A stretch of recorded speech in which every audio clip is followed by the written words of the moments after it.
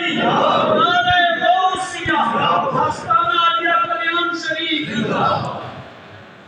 اللہ الرحمن الرحیم۔ تیرے فضائل محبت تیرے اکرام کے بعد اور اللہ سے کیا مانگوں اس انعام کے بعد۔ ظالماً شہر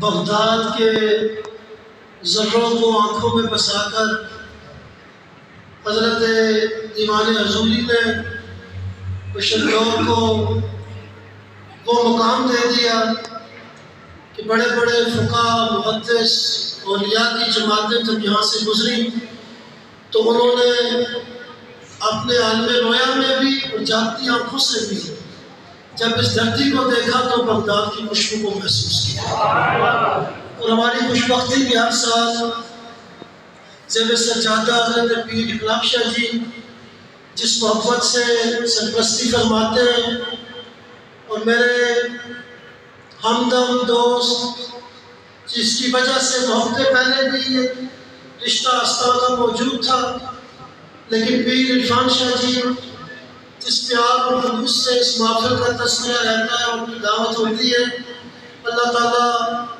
اس کو مزید جوبن اور عزتوں سے سرفراز فرمائے۔ شہزاد شاہ جی کو میں کہہ رہا تھا ہر سال اچھے تلنگڑ چنڈے اور لگتے رہے، اور باقی حضرت دیوان حضوری کی جملہ اولاد میں وسیع حضرات یہاں موجود ہیں۔ اخلاق شاہ جی بتا رہے تھے ان لوگوں کا یہاں بیٹھنا، ہم سب کے ساتھ مل کر ہاتھ اٹھانا خدا ہم سب کے حق میں قبول فرمائے۔ آفتاب سرور صاحب موبائل تھا، میں وہاں پہ بھی ان کی ایک محفل مجھ سے رہ گئی، یہاں پہ ان کے بیٹے کا ولیمہ بھی پچھلے اتوار کو رہ گیا، اور آج ملاقات ہوئی شرمندگی سے، لیکن اس میرے بھائی کی مسکراہٹ بس جھیل نہیں رہی۔ اللہ سربت اسے سلامت رکھے۔ امتیاز شاہ جی ہماری پنڈی کا ایک نام، حضرت پیر نصیر الدین شاہ صاحب جنہوں نے فیضان گولڑا کو اور خصوصاً حضرت بابو جی کے ہاتھ کے لمس کو جس طرح آباد کر کے رکھا ہوا ہے اور ان کی تربیت میں سمایا ہوا یہ ہمارا نوجوان فاضل، اللہ تعالیٰ ان کو بھی مزید عزتوں سے سرفراز فرمائے۔ دیکھیں، میں ایک آستانے کی نمائندگی کرتے ہوئے میری ایک مجبوری ہے، حالانکہ میرا حق اس محفل میں، یہ میرے گھر کی محفل ہے، اختتام تک بیٹھنا اور بعد ازاں بھی بیٹھنا میرا حق بنتا ہے، اور ہمیشہ میں نے یہ کیا بھی، لیکن شاید میری اس مجبوری سے آگاہ ہے کہ میں جلدی واپس جانا چاہ رہا تھا۔ عرض اتنی کہ یاد رکھیے حضرت مجید شاہ جی کی یہ اولاد جس انداز سے حضرت غوث الوالا کا اس اسماء میں مناتے اور اپنے والد گرامی کو انہی قدموں میں پہنچا دیتے ہیں، دعا کریں کہ یہ تسلسل نہ صرف ہمیں یہاں بیٹھ کر بلکہ اپنانے کی بھی توفیق نصیب ہو۔ ایک گل یاد رکھیں کہ آگے علامہ بھی کہہ رہے تھے پیر صاحب، اس ذہن اس باتیں جنہوں کہ بجوز حضور سرکار دو عالم صلی اللہ تعالیٰ علیہ وسلم نے اصل کو اور کچھ نہیں، جنہیں نو قسم کی کچھ سمجھانے کی کوشش کرنے، کچھ بانے نہیں، کچھ دسنے کی کوشش کرنے، کیا ہم سے میں بھی ایک سوال نہ کروں؟ بیشتر ہم میں سے لوگ حرمین کی زیارت کر کے آ چکے ہوں گے، جانے والے ہوں گے، اللہ سب کو نصیب کرے۔ میں نے دربار میں بھی اپنے کلام میں بھی اس میں یہ کہا تھا کہ آج بھی وہ ستون موجود ہیں جو حضور کے وقت کی حد مسجد نبوی کو تکھیڑی چھوڑ دی، اور دوسرا باب السلام کا وہ باب بقی جب جڑا ہوتا تو 4 حدیثاں سبز رنگ لوہے اور سنہری لکھی ہوئی ہے، جس میں سے ریاض الجنہ والی حدیث سارے آپ کو سناتے ہیں اور شک بھی نہیں ہے۔ مدینہ میں اسلام میں داخل ہونا یہ حدیث بھی پڑھی جاتی ہے، شک بھی کوئی نہیں۔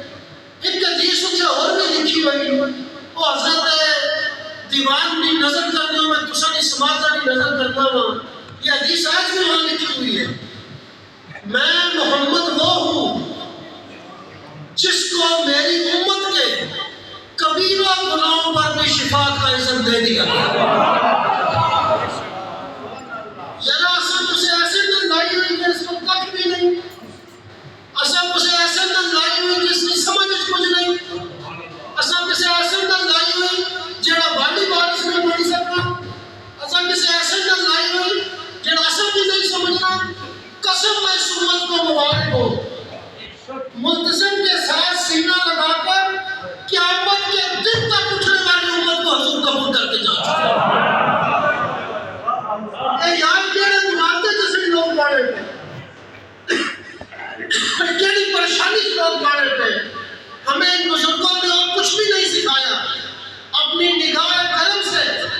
سکھایا تو اتنا کہ میں حضرت انس کا ایک واقعہ آپ کے سامنے رکھوں گا اور امتیاز شاہ جی کے حوالے کروں گا اس کو.